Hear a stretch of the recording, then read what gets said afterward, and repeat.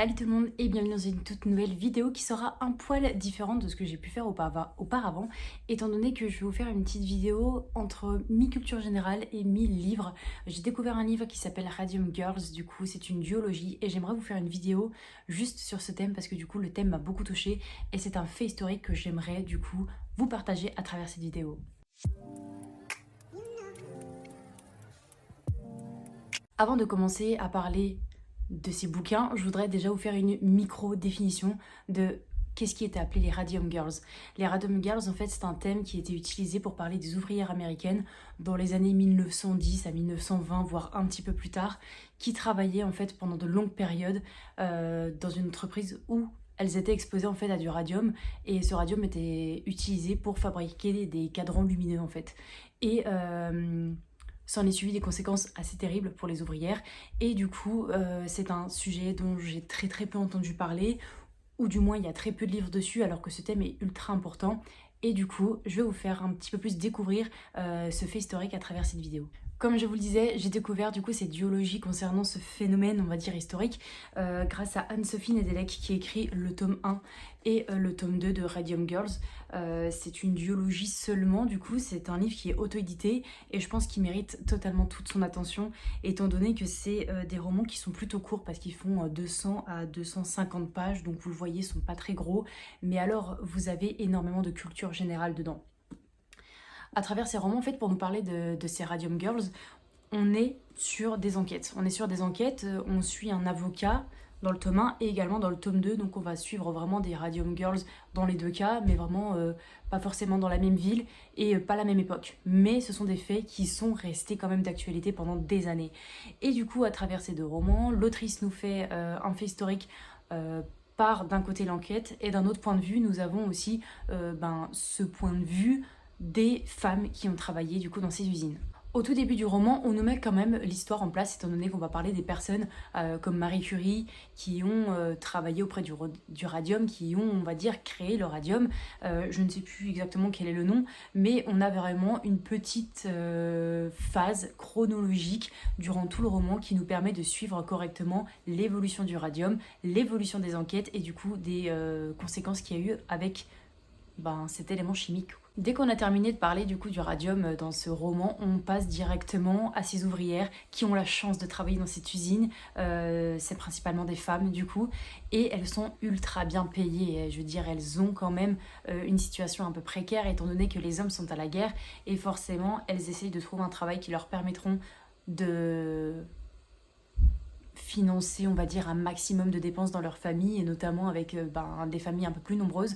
Les femmes vont tout faire et même travailler avec le radium du coup pour pouvoir payer correctement les choses de la vie quotidienne quoi. Et on s'en rend pas compte au début, mais c'est vrai que pour, on va dire, peindre correctement les cadrans lumineux, elles vont avoir l'habitude de faire l'effilage à la bouche, donc prendre le pinceau, le lécher et peindre correctement. Et c'est à cause de ce défaut, à cause de cette manie, que du coup des femmes vont mourir des années plus tard.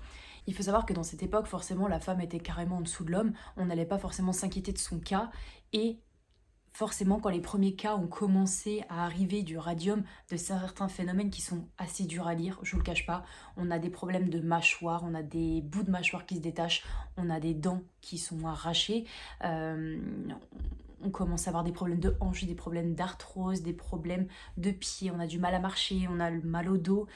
Il y a vraiment quelque chose qui se passe à travers ces femmes, mais pas forcément au bout d'un ou deux mois avec le radium. Non, ça se passe des années plus tard, même que certaines ont quitté l'usine et ont des effets secondaires à cause du radium. Et je trouve que c'est un fait tellement incroyable dans le mauvais sens du terme bien évidemment, mais je trouve que j'en ai pas entendu parler assez souvent et c'est pour ça qu'en lisant cette duologie, je me suis dit mais attends, il y a énormément de faits historiques et j'ai besoin d'en parler, j'ai besoin de faire découvrir le radium. J'ai vu passer une BD qui s'appelle aussi Radium Girls et apparemment cette BD n'est pas forcément fondée sur des faits historiques mais plus sur l'entraide des femmes qui ont travaillé dans l'usine. Alors forcément, moi je vous conseille ces deux romans qui sont notamment d'un point de vue très relationnel avec les ouvrières. Il y a un point de vue historique, mais en plus de ça, on a quand même une petite culture générale sur la création du radium. Enfin, bref, je trouve qu'en deux tomes, on a quand même énormément d'informations et on a une histoire très complète sur le radium. On arrive du coup à des faits, à des conséquences sur des femmes. on sait pertinemment qu'elles dépasseront pas les 30 ans parce qu'en passant de certaines radios, on s'aperçoit que le radium a mangé leur corps, que le radium est partout en elles et que du coup c'est impossible et qu'il faudrait des millions, des milliards d'années pour que le radium s'en aille en fait de leur corps. Donc on sait pertinemment qu'elles vont pas passer 30 ans et forcément à partir de là, on a la rage sur les usines, on a la rage sur des avocats qui prennent en charge du coup les usines et notamment le PDG de l'usine du radium, quoi. Je sais plus exactement comment il s'appelle. Est-ce qu'on va savoir ou pas? Je sais plus. On est dans le New Jersey. Alors, la première usine s'appelle US Radium. Je crois que c'est des vrais noms, mais je ne suis plus sûre. Et la deuxième usine s'appelle... Je ne sais plus. Je sais plus comment ça s'appelle. Mais les deux usines sont un peu liées. Les deux entreprises, on a la rage contre elles parce qu'en fait, on s'aperçoit qu'avec de l'argent, et étant donné que leur posture d'homme, ils prennent pas du tout en compte les cas des femmes. On dit que les femmes, du coup, sont toujours à se plaindre, que si elles ont mal, là, c'est parce qu'elles ont enfanté, c'est parce qu'elles ont... je sais pas, c'est qu'elles ont des problèmes psychologiques et que du coup, forcément, ça va pas bien dans leur tête et qu'elles s'inventent des problèmes. Il y a vraiment des gros problèmes lourds et physiques qui sont en place.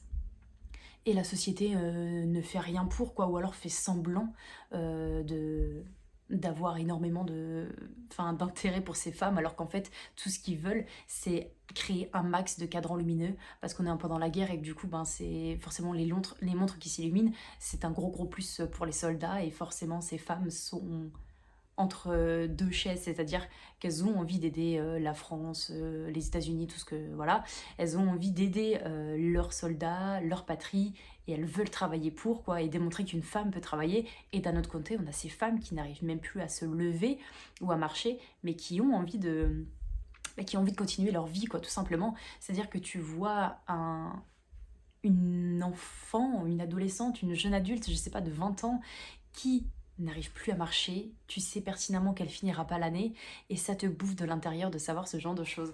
Et du coup, je voulais, à travers cette vidéo, démontrer à quel point il y a eu des conséquences lourdes sur l'effet du radium, puisque ce n'est, à mon goût, pas assez démontré. Et puis il y a quand même des faits qui ont été avérés par la suite sur certains cas, notamment le fait d'avoir une médecine du travail, des visites médicales. En fait, c'est notamment dû au radium. C'est grâce, on va dire, à ces femmes qui se sont battues pendant des procès où elles ne toucheront pratiquement rien, voire pas du tout, parce qu'elles ne finiront pour certaines pas du tout le procès. C'est grâce à ces femmes en fait qui se sont battues qu'à l'heure actuelle nous avons pu avoir une sécurité au travail, que nous pouvons avoir des médecins du travail qui nous disent vraiment quel est le danger dans notre travail et comment nous protéger avec les EPI, ce genre de choses. Moi je sais que je travaille dans une entreprise où on est dans la maintenance industrielle, où il y a énormément de soucis, enfin on est dans la tuyauterie, le soudage et tout. Je sais que la plupart des salariés peuvent être exposés à certains cas, et du coup je m'aperçois à quel point la médecine du travail peut être énormément importante dans ces moments-là, et notamment dans le Radium Girl, c'est ce qui est démontré. C'est-à-dire qu'à ce moment-là, à cette époque-là, c'est ça qu'il nous fallait pour pouvoir protéger au max ces femmes qui ne savaient pas du tout se protéger. La société ne savait pas comment les protéger. On nous disait que le radium était totalement inoffensif, alors qu'en fait ça a tué mais des milliers de personnes en fait sur de longues années. Et c'est un fait du coup assez choquant. C'est un fait que j'aurais aimé voir un peu plus souvent dans les livres, que je ne perçois pas forcément. Là c'est vrai que grâce à ces duologies j'ai pu en découvrir un peu plus. Je pense que je vais me procurer également la bande dessinée parce que c'est un roman que j'aimerais découvrir aussi à travers quelques images. En tout cas, je vous invite énormément à vous pencher sur cette duologie qui est juste incroyable, qui mène à des faits historiques très intéressants, et c'est très bien écrit. Vraiment, Anne-Sophie Nedelec nous démontre vraiment autant de sentiments que de rancœur envers les entreprises, que de choses qui ont été faites grâce du coup à ces événements un peu tragiques en fait. Donc je vous conseille énormément cette lecture. J'espère que cette petite vidéo vous a plu parce que c'est vraiment un sujet dont je voulais vraiment vous parler, ça me tenait vraiment à cœur. J'ai eu vraiment, pas un coup de cœur, mais c'est une lecture incroyable et une connaissance incroyable grâce à ces 2 tomes. Et je voulais du coup vous en faire part, vous montrer que ça existe des livres sur le radium si jamais ça vous intéresse.